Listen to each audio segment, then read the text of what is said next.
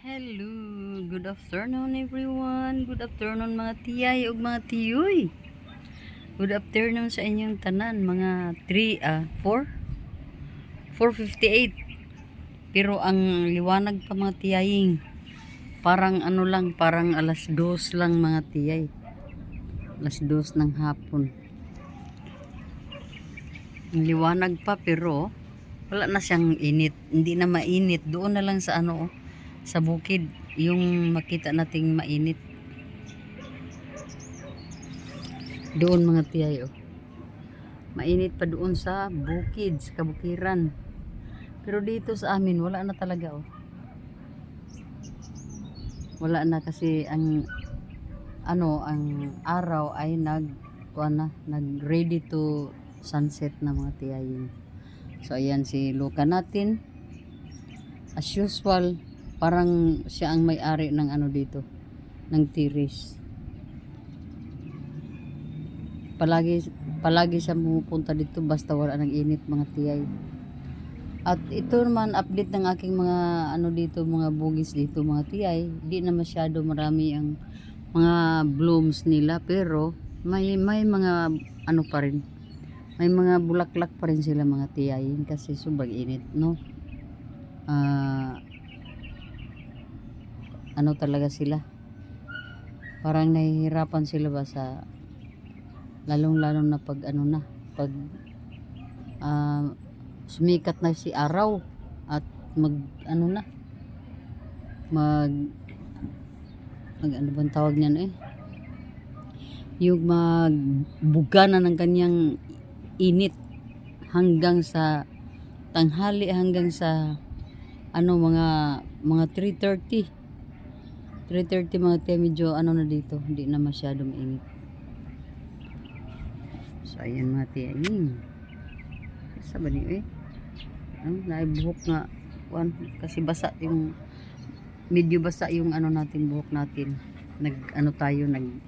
Naghakot ng tubig, nagdilig tayo ng ating mga bugis dito sa terrace. At tapos na rin po tayo doon sa ibaba. Nagaganahan na po ako magdilig doon mga tiyay kasi nabigyan ni Rimrim ng time ang mga bagay-bagay dito na kailangan niyang gawin. Tulad ng yung namin, yung pressure tank namin mga tiyay. Na ngayon na solusyonan na, wala na talagang ingay. Parang wala nang nag-aandar doon sa likod, sa bandang likod, wala nang mag-iingay pag pumunta tayo doon sa likod, wala na talaga. Hindi na tayo matakot ba? Hindi na tayo mairita sa kanyang ingay, sa ingay ng makina, sa machine. So, pati rin dito sa sa hose ng aming pangdilig sa tubig ba, yung hose ng tubig mga tiyaying, okay na rin, nagawa na rin yan ng paraan. Ano bang tawag niyan, yung nozzle ng hose mga tiyay, na ikabit na rin niya. So okay na rin doon. Wala nang, di na masyado tayo mabasa kasi ang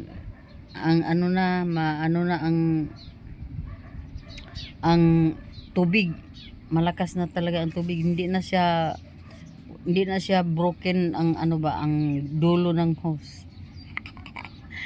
Ay anak ko mga tiyay, ang tagal natin makapag mga tiyay explain.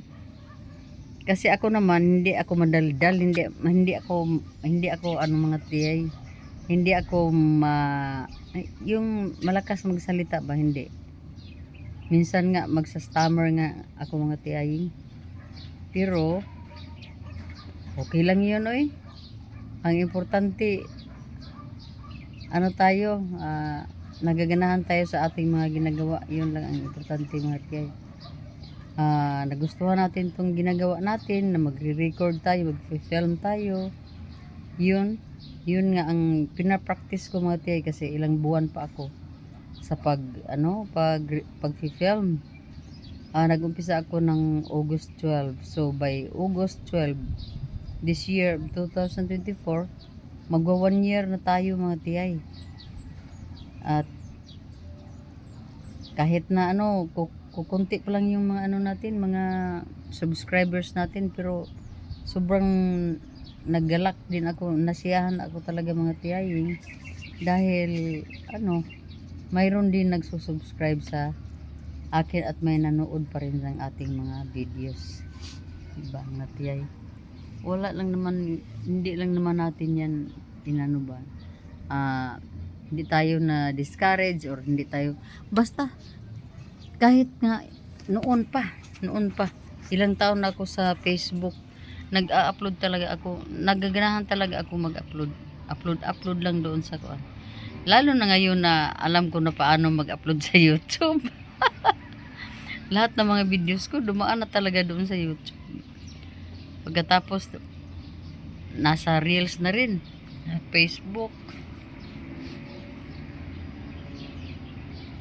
Ano ba to parang ang kate. So yun mga tiyaying, sana po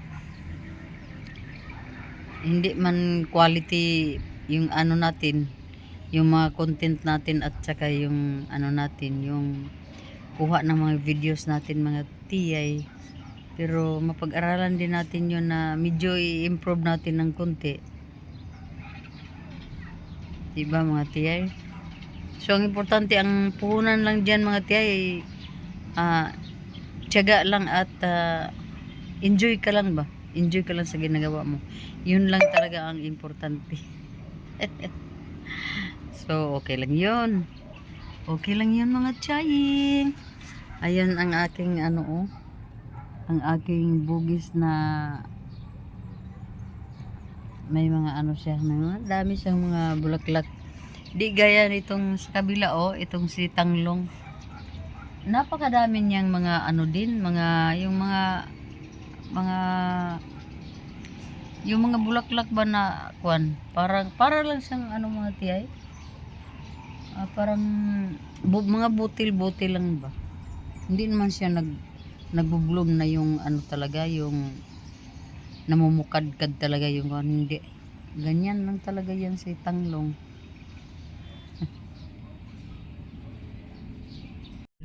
Hello mga tiyaying. Hello, good morning. Good afternoon naman di Iron. It's 1:15 na pala. Good afternoon everyone.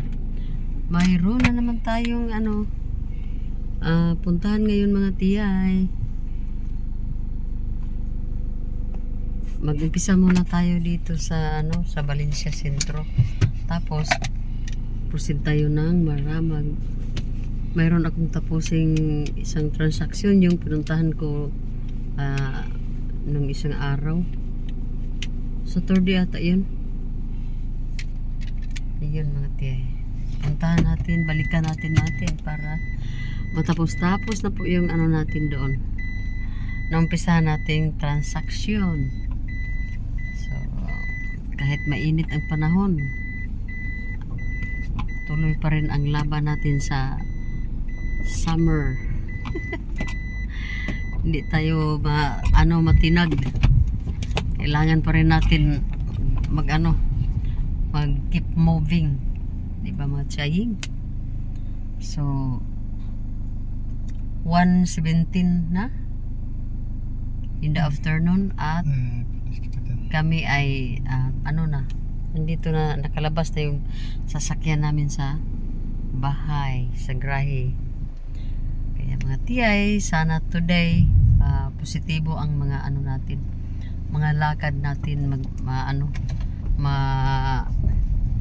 organize tayo, yung yung tipong mabilis lang yung gagawin natin today.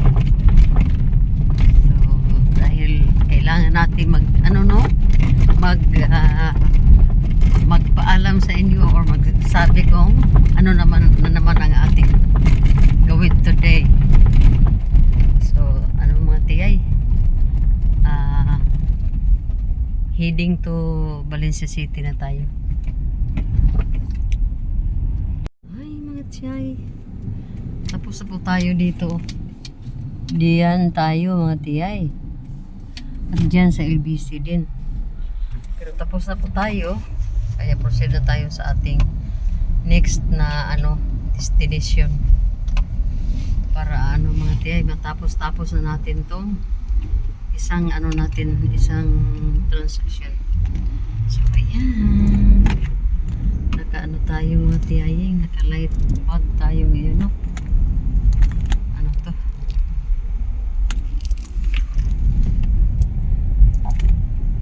Para medyo light ang dating ng ating mga colors. Kasi sobrang init pag mag-dark tayo mga tiyay. Lalong mabigat ang ang init.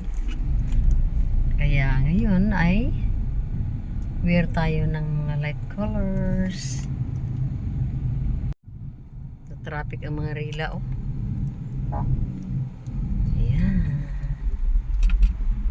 Ito yung Valencia. Mga chay.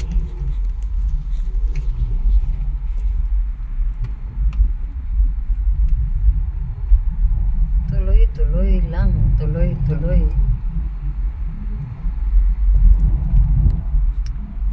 Kita na si Muswan Peak. Kaya ito dito sa Valencia mga tiyay, daming mga rila dito.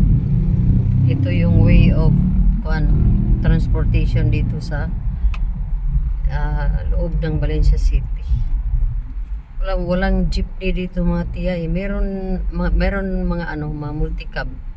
Pero yung nila from Valencia to kung Valencia sila hanggang doon sa Malaybalay, doon lang ang kanilang mga route. Pero yung iba naman ay hanggang doon lang sa medyo malapit-lapit lang, ayaw nila sa medyo malayo. Kaya yun mayroon namang jeep nakita ko, pero yan ay papuntang mga barangay, interior na yan mga tiyaying. Pero dito talaga sa loob ng Valencia City, mga motorila yung transportation dito. Maliban sa iba na may mga service. So yun. Ito yung namin, lugar namin. At ang pangunahing produkto dito sa lugar namin mga tiyay ay palayan, mayroon mga basakan at tubuhan. Kunti na lang ang nagtanim ng mais dito mga tiyay, kasi na-convert na nila sa sa tubuhan. Pero din pag lang yung 1 hectare lang yung tubuhan mo, na na yan sila, ginawa nila yung mga kasaba farm or mais, depende. Kasi hindi na natin yung ma-predict yung weather ng mundo natin mga tiyaying. Hindi gaya noon, no, na yung mga parents natin o yung mga ninuno natin, alam nila kung kailan tayo magtatanim ng mais. Alam nila, pero sa panahon ngayon hindi na talaga. Wala nang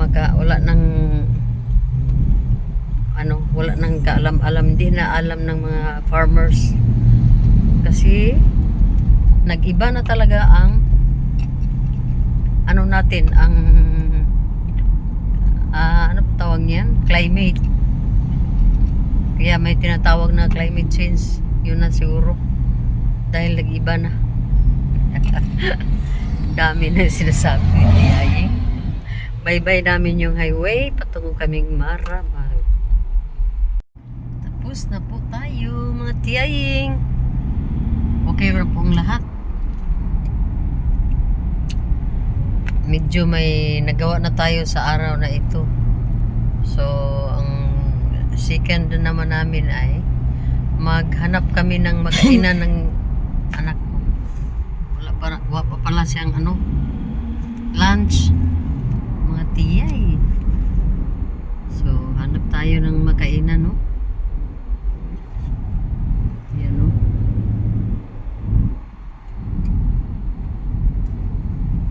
Dito tayo sa pinakasentro ng Maramag.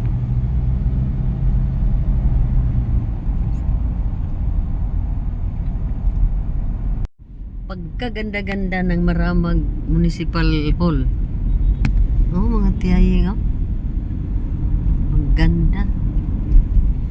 Andito na kami. Dito na kami sa Maramag Norte. North Maramag.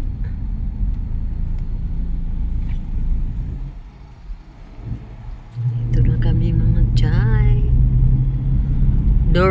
Dormitil.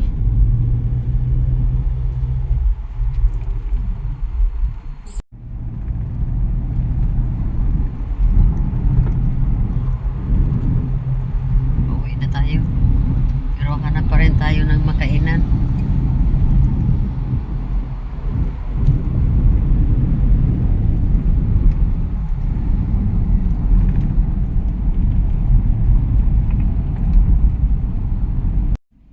Dito kumakain si Rimrim. Dito mga tiyayo. Dito yung napili niya. Yung may mga malalaking kaldero. Ito yung napili. Napili niya kasi gusto niya na may sabaw. Aywan ko lang kung anong sabaw mayroon diyan. Kasi napakalaki ng mga kaldero nila. Yung kabila naman ay grocery store. Andito tayo sa ano ang pangalan nito basta dito banda na Maramag pa rin to. Hindi ko na alam kung anong pangalan dito mga tiyaying.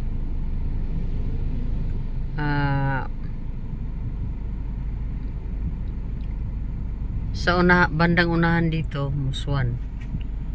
So ayun, while waiting tayo na matapos ang kumain, video muna tayo dito mga tiyay kasi wala pa tayong wala tayong mga videos na nagawa sa araw na ito. At ito pala mga tiyay, oh, ito na po yung envelope na may laman na mga dokumento mga tiyaying. Ito, oh, may mga dokumento po dito. May resibo po at may amount kung magkano, at saka may pa nandito, deed of sale na po tayo mga tiyay. May deed of sale na po tayo dito. So malaking na rin, malaki ang nagawa nating today. Pero last day pa to na mga tiyay. Naumpisahan ko na to last day. Ngayon lang natatapos. So okay na yun. Mga tiyay, at least nagawa na natin, no? May na tayo, may antayin na tayo na eksaktong panahon para makuha na natin yung titulo. Pero matagal pa yun mga tiyay. Matagal pa yun kasi matagal mag-process ng title. So yun, mga pinaghirapan ng anak natin, at tayo ay naging sekretary na rin, tagalakad, taga-keep ng mga dokumento. Ganyan talaga ang walang katapusang suporta natin sa ating mga anak mga tiyay, kahit na may mga kanya-kanya ng mga pamilya yun. Pero wala talagang tayo pa rin ang nila, ang maaasahan nila. Diba mga tiyay? Walang gagawing sila. Hindi sila nag-invest dito ng Pilipinas na iasa sa ibang tao. Kundi nakasalalay yan sa akin mga tiyay. Ako talaga ang gumawa ng mga final decision, kasi ako ang pwede mag-inspect or ako ang pinakaunang pumunta sa mga gusto nilang puntahan na lugar na bibilhin nila mga tiyay. Hindi naman yung bibili ng bunggang bili mga tiyay, oy. Lang yung depende lang kaya sa kanilang mga budget. Yun lang naman mga tiyay. Kasi mga ano lang naman sila doon, hindi naman sila mapira. Yung ano lang nakadepende lang rin sa mga sahod nila, sa mga naitabi nilang mga pondo para sa kanilang mga future investment. Yun lang mga tiyay. Paunti-unti lang yun ba inano nila, tinatabi nila yung mga paunti-unti lang talaga mga tiyay ba, ganun. Yung iba monthly, pag may ano lang, yung mag down payment ka lang tapos mag monthly, yun.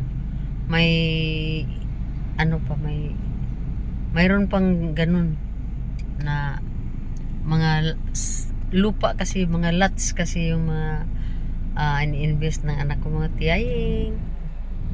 So dahil mga lots yun, may mga lots na pautang, mag-reserve ka lang, mag-down or mag-monthly na.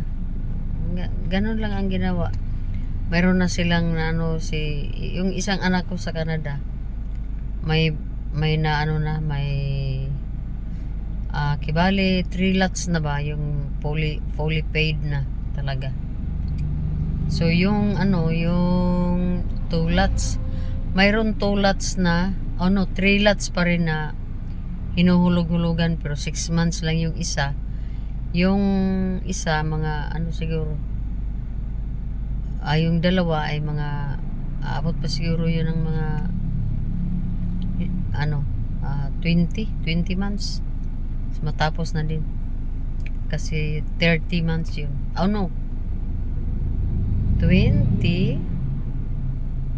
more than 2 years pa siguro kasi 30 months yun. Yung isa naman ay yung house and lot naman, lang yun mga tiyaying, pag-ibig. So utang pa rin yun. Hindi naman mayaman tayo, no? Mga anak natin hindi naman mayaman. So lang, investment talaga yun. Parang nag-iipon-ipon lang po sila ng pira mga tiyay para maka-invest dito sa Philippines, kasi lahat ng mga Pilipino ay uuwi yan talaga sa Pinas pag napapagod na sa kawo-work doon sa ibang bansa.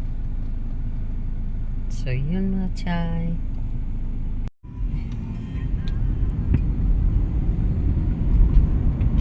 Daming mga pabahay dito mga tiyaying, Hindi ko alam kung ano to dito. Basta daming mga pabahay, mga bagong bahay. Ayan, ilang hundreds kaya ito. Basta ang dami nila, grabe. Busin na siguro nila lahat dito. Paano na to? Dito siguro may security guard, pero takot mga security guard dito Ayan, dito kami sa forest area ng Musuan.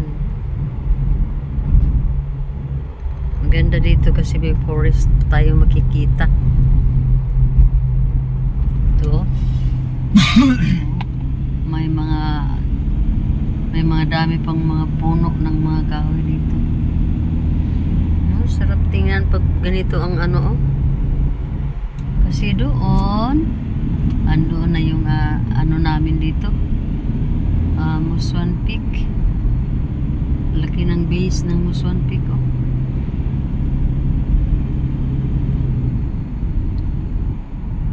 daming tao dito, daming sasakyan dito nakaparada. Yung iba mga long distance yan at nagpapahinga siguro. Dami mga kahoy mga tiyay. Mount Musuan Zoological. Hindi ko na mabasa. Dito checkpoint. At doon banda, doon liliko na kami sa bandang kanan. Kaliwa pala mga tiyayeng. Kaliwa tayo. Patungong diversion road dito. Yan, dito tayo. Dito tayo sa kaliwa. Para makaano tayo sa diversion road. Dito tayo dadaan sa diversion road para ano lang, shortcut. May sabaw-sabaw dito rin mo.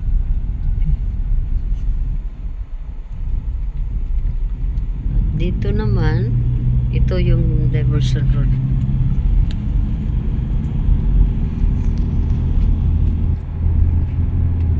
Maganda ang panahon mga tiyaying.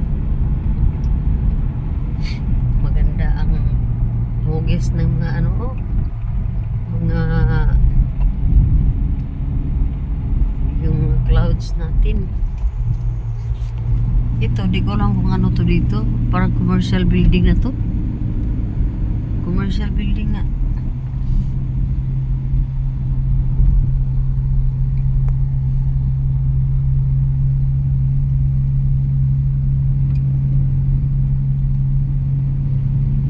Sa man siya nga kuan. Bus rim. Levante na.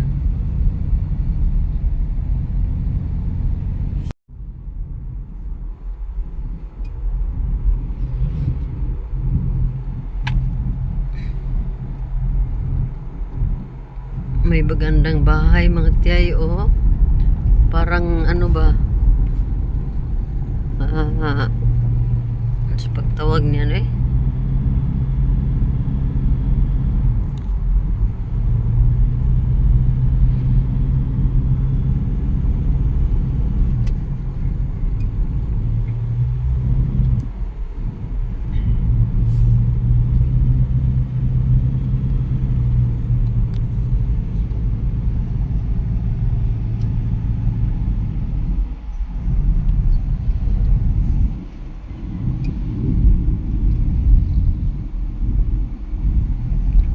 Kita na natin ang view ng ano ng saan na dire Bliss Cafe. Mayroong hotel pero hindi pa tapos.